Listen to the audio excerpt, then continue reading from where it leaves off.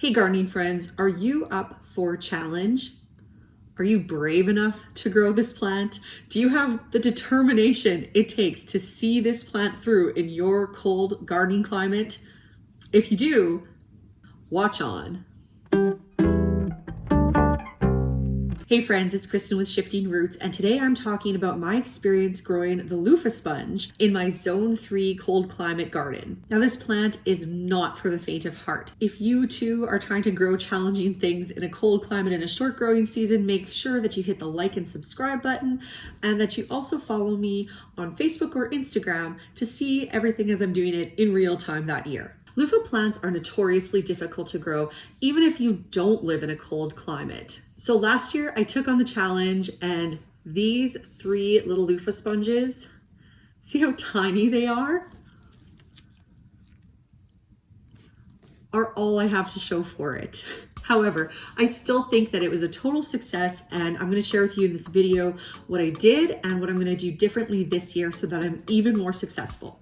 So now let's talk about some of the challenges that you're going to be facing and why this plant is so ridiculously difficult. For one, the loofah plant takes about 200 days to get to maturity. If you want sponges like this, you can't leave things green or hope that they'll dry a lot indoors. You have to get them to a certain point, and preferably you have to get them until they're completely brown and light and you can hear the seeds rattle, and then it's done. Now, you can dry it a little bit indoors, but again, if it's just like still in the sort of zucchini stage and it gets too cold, you're not gonna have anything. You can't take it from that stage and expect one of these. So the reason that 200-day maturity rate is problematic where I live is because I only have in an average year 90 to 110 days of growing to work with. On top of that, the loofah plant is so fussy that if it gets lower than 10 degrees Celsius, it stops growing for an entire month. And when you have such a short growing season, you don't have that time to waste. Then finally, when you get to the end of the growing season, you need to obsessively check your temperatures every day and night, because if that loofah plant gets a touch of frost, it turns to mush and all of your hard work is totally ruined. So in conclusion, long growing time, unreasonable cold tolerance equals ridiculously challenging plant to grow. So now that I've told you about the challenges, let's talk about what I did. So last year I started my loofah plants on February 29th. Where I live, the ideal time to grow the loofah plant is probably about the last week of January or first week of February. And I was late. I was questioning my decision about it. I got my seeds late, but you know what? It all worked out in the end. So I would say do not push it any later than that February 29th. Yeah, the last week of January, first week of February would be definitely ideal. Loofah seeds have a low germination rate. So in my package, I got 25 seeds. I planted all of them and only 16 sprouted for me. When the loofah plant comes up, it resembles a squash plant and it looks pretty cool. Once my loofahs has grown a little bit, I transferred them into a newsprint pot that I had made.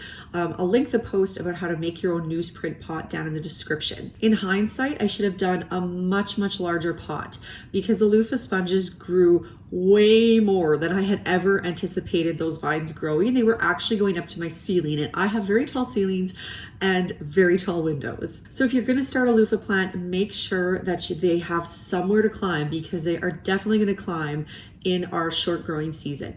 Now, if you're somewhere warmer, what they recommend is to start the loofah plant 6 weeks before your last frost date. That ideally you'd set it out when your vine is only about 1 foot. But in our short growing season, if you do that, you don't have enough time. You're just not going to get anything. Some of my readers have suggested that they're going to plant theirs in large buckets. And I think if you have the space for a bucket, that would be the best solution, because then you just transfer it outdoors. You don't even need to redig it. The roots have plenty of space to grow. So to my absolute surprise, those loofah vines actually started flowering, and I didn't know, do I have to pollinate them by hand? Will it be okay? And it actually was. My particular variety was self-germinating. I didn't have to do anything, and I ended up getting 3 baby loofahs that went to maturity. I got a few more, but occasionally if I got to water, I was a little bit lazy about it, then they would fall off. And also when I transferred them outdoors, any flowers that I had at that time, they all fell off. It was just too stressful. Hardening off the loofah was very challenging, but one thing that actually made it a little bit easier was that I had them propped up on my windowsill. So then when I wanted to harden them off, I just cranked open the screen door when the temperatures were above 10, and then closed it again when the temperatures got below 10. So it was a very painless way to harden them off. I think if you had to put them inside and outside with especially no place for the vine to climb, it would be really, really difficult. Unfortunately, we had a cold summer in 2020, so it took until July for me to be able to safely set those plants outdoors. Even though I set them in the warmest part of my yard, they were still pretty stressed out, and so all the flowers fell off, and I noticed it took about 2 weeks for them to toughen up officially, even though I had been hardening them off for basically a month on my windowsill. All of the loofah sponges that I had at that point, they didn't grow anymore. They just basically started to get brown and go to maturity. And then unfortunately, though I had some new sponges start up, I just didn't have enough time from July to the end of August for them to really do anything. Where I live, basically, if a plant doesn't really get going before August 15th, it's probably not going to have enough time before a frost to really do anything. Now, there are obviously exceptions, but in this case, it was definitely true. So what I'm doing differently in 2021. Well, first of all, we're gonna have a greenhouse this year, so I would like to transfer out my loofah plants to the greenhouse and have them stay there the entire year, ideally. There are gonna be a few loofah plants that I set aside and do exactly the same thing.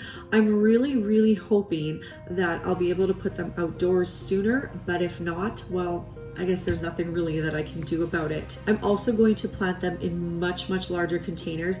I don't think I have enough space to do a bucket, but I will definitely make my newsprint pots twice the size to accommodate them. I also, in some of the pots, planted 2 seedlings instead of just 1, and the plants that had the 2 seedlings didn't do as well. I also know many of you are going to ask where to get the seeds. So I'm in Canada. I was able to find some loofah plants locally at some of my better garden centers that are open all winter. And then I know you can also order them from OSC Seeds, Ontario Seed Company. I think West Coast Seeds also has them. I also ordered some hybrid seeds this year from William Dam, I believe. I kind of forget what I ordered where. It's really terrible when you order so many seeds. So that's the experience with my loofah plant. I hope this video has been really helpful for you and enjoyable. If you are also a cold climate gardener with a sure growing season, make sure that you hit that like and subscribe button.